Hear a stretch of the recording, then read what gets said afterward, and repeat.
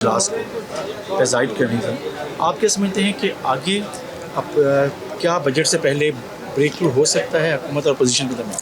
देखिए जी, हमारी तो ख्वाहिश है कि जी अपोजिशन को अपना रोल किरदार अदा करना चाहिए, पॉजिटिव तरीके से पार्टिसिपेट करना चाहिए, उनको तमाम स्टैंडिंग कमेटीज़ में आना चाहिए, बजट का हिस्सा बनना चाहिए और अपनी तजावीज़ अवामी जो राय है उसको उजागर करें। हम इस इशू के ऊपर अपोजिशन के साथ बैठने के लिए तैयार हैं, बजट प्रोसेस के लिए उनसे बातचीत करने के लिए तैयार हैं। इसमें बाकी भी चीज़ें बातचीत से हल होती हैं, एहतजाज करना भी उनका हक़ है और मैं समझता हूँ कि ये हुकूमत जो अपनी पूरी कोशिश कर रही है कि जो पाकिस्तान की गरीब आवाम कई सालों से पिस रही है और हमारी कोशिश है कि जो वज़ीर आज़म शहबाज शरीफ की दिन रात कोशिश है कि पाकिस्तान में गुर्बत में कमी लाई जाए, पाकिस्तान में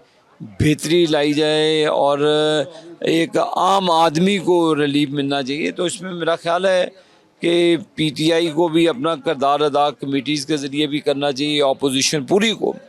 और हमारी हुकूमत की कोशिश है कि अपोजिशन को चार्टर ऑफ इकॉनमी के लिए बुलाएं, बैठकर एक चार्टर बनाएं ताकि पाकिस्तान के अंदर पॉलिसीज़ का तसलसल होना चाहिए। लेकिन आपको लगता है कि आपकी बात अपोजिशन सुन रही है या अपोजिशन की बात आप तक उस अंदाज में जो पहुंचाना चाहते हैं नहीं पहुंच पा रही? अपोजिशन बैठना चाहती है लेकिन उनकी हो सकता है मजबूरी हो, वो स्टैंडिंग कमेटी भी आना चाह रही हैं तो लेकिन इमरान खान के कहने पे भी नहीं आ रही। हमारे भी नवाज शरीफ साहब जेल के अंदर थे, बेटी के साथ वो ये जो अदलिया के जुल्म और बर्बियत का वो सामना कर रहे थे। हमारी पार्टी अवान के अंदर भी थी, स्टैंडिंग कमेटीज़ के अंदर भी थी। हमने ये तो कभी भी नहीं किया कि आप हाउस की जो कार्रवाई है उसका बाइकआउट कर दें, हाउस को आप इस तरह करने दें। हम एहतजाज भी करते थे, अवाम की बात भी करते थे क्योंकि अवाम ने हमें वोट दिए थे। लिहाजा मैं यही ख्वाहिश करूँगा कि इमरान खान के केसेस का वो अपनी लीगल टीम के साथ फेस करें, अदालतों में फेस करें। अवाम की अदालत अवाम के लिए ये मुअज़्ज़ज़ ज़बान है जिसका वो मेंबर बनते हैं, तनख्वाहें लेने के लिए मेंबर नहीं बनते। उनकी आवाज़ बुलंद करने के लिए, उनके मसाइल के हल के लिए ये अवान बने। तो ये किसी ज़ाती इंसान की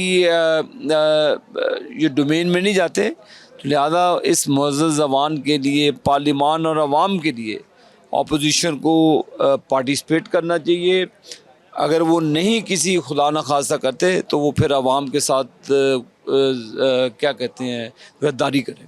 देखिए, अगर कमेटियों में वो नहीं है, स्टैंडिंग कमेटियों में, और उसकी वजह से जो ईवान की कारकर्दगी मुतासिर हो रही है और ख़ास तौर पे बजट से पहले अगर वो इन स्टैंडिंग कमेटीज़ में नहीं आते और अपने इनपुट नहीं देते तो आप क्या समझते हैं कि हुकूमत पर एक दबाव तो आ रहा है? नहीं, हुकूमत पे कोई दबाव नहीं, अपोजिशन ही कोई नहीं। इसका मतलब है they are fully responsible. PTI के लोग फिर जो लोगों के साथ हो रहा है तो वो रिस्पॉन्सिबल हैं उस चीज़ के लिए भी कि वो उनके दिए हुए मैंडेट की तौहीन करते हैं बार बार। पहले भी उन्होंने सूबाई असम्बलियों में रिज़ाइन किया, नेशनल असम्बली से रिज़ाइन किया। अगर वो रिज़ाइन करते हैं तो वो असम्बली में लेने के आते हैं, घास काटने के लिए आते हैं। तो बेहतर है कि वो सियासत से फिर किनारा कशी करें। अवामी नुमाइंदों का जो हक़ है अवाम के लिए तो फिर उनको ये अपना किरदार उनके जो कम अज़ कम मुतालबात हैं, आप समझते हैं कि पहली दफ़ा राना सनाउल्लाह साहब ने भी कोई इशारा किया है कि वज़ीर आज़म के साथ बैठ जाएं एक दफ़ा। आप समझते हैं कि ये एक संजीदा कोशिश है? पहली दफ़ा पीटीआई को हमने तो देखे हमेशा संजीदा कोशिश की है। राना सनाउल्लाह ने भी कहा है कि इकॉनमी के लिए, बजट के लिए आप आएँ, लेकिन जो केसेस अदालतों में हैं उस पर तो हुकूमत कुछ नहीं कर सकती। उस पर सुप्रीम कोर्ट है, हाई कोर्ट है, तो वो तो अदालतों ने फैसला करना है। अदालतों के फैसले को इम्प्लीमेंट करवाना वो हुकूमत का काम है। तो अगर कोई अदालत में किसी के लिए फ़ैसला आता है, अगर कोई पॉजिटिव आता है तो हमें तो कोई इतराज़ नहीं है।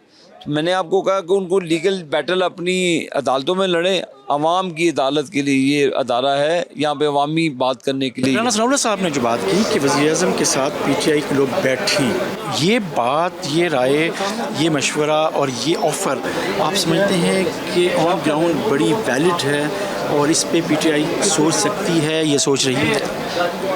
मियाँ शहबाज शरीफ साहब वज़ीर-ए-आज़म पाकिस्तान ने तो पहले भी बारहा कहा, इनके पास जो वफूद जाते रहे थे, स्पीकर अयाज सादिक साहब ने इनको बारहा इनको कमेटी बना के भी कहा जी आएँ, बैठ। हर चीज़ का मतलब देखें, डायलॉग से हल होता है।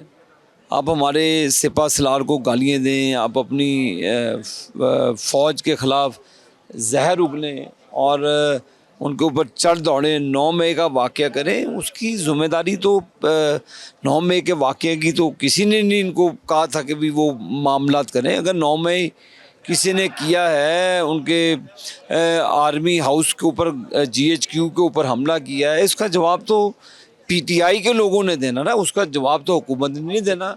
हुकूमत उनको ऑफ़र करती है कि हर चीज़ का, मसाइल का हल डायलॉग है, डायलॉग से ही रास्ते निकलते हैं। अगर डायलॉग नहीं करेंगे, प्रॉब्लम में तो पहले ही आप। बजट से पहले आप समझते हैं पीटीआई स्टैंडिंग कमेटियों का हिस्सा होगी? ये तो पीटीआई वाले ही बता सकते हैं। ज़ाहिर है वो अपनी लीडरशिप के बगैर तो इसका हिस्सा नहीं बनेंगे।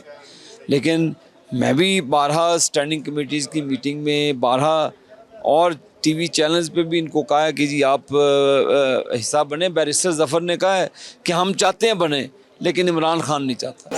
अच्छा, 28वीं तरमीम की बात वाकई हो रही है? सरगोशियाँ क्या हैं, राहदारियों में क्या चल रहा है, क्या डिस्कशन में है? देखें, अभी अगर कोई कहीं पे कुछ है सही 28वीं तरमीम होती, सोच रही है, उसका मसवदा आता, उसके ऊपर बात होती, कमेटीज़ के अंदर वो मसवदा जाता है, फिर उसके बाद तरमीमी बिल, ऑर्डिनेंस जो भी आता है वो फिर पार्लियामान के ऊपर आता है।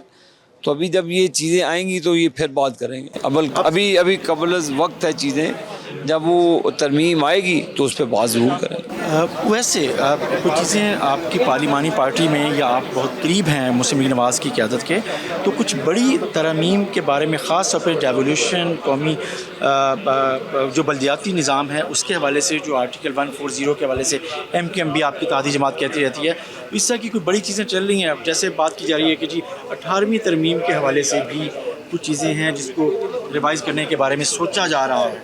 देखें, वफाक तो मफलूज है, तमाम तर इख्तियारात सूबों के पास हैं, तमाम फंड्स सूबों के पास है। वफाक तो हाथ बांध के बैठा है, कशकोल उठाए फिर इधर से कभी उधर से, कि सूबों की डिमांड, वो भी पूरे टैक्स कलेक्शन सूबों की है, हर मामला सूबों में है।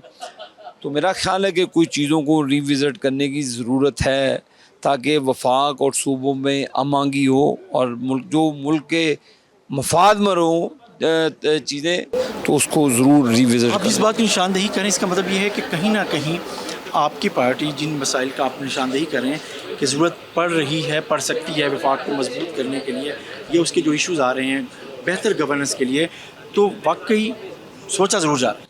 देखिए, ये तो पार्लियामान ने फ़ैसला करना ना, पार्लियामान की मुअज़्ज़ज़ अवान के अंदर तमाम पॉलिटिकल, देखें इसमें कंसेंसस, यहाँ पे वन विंडो ऑपरेशन नहीं है, यहाँ पे कंसेंसस होना चाहिए और हुकूमत का काम है कंसेंसस बिल्ड करे।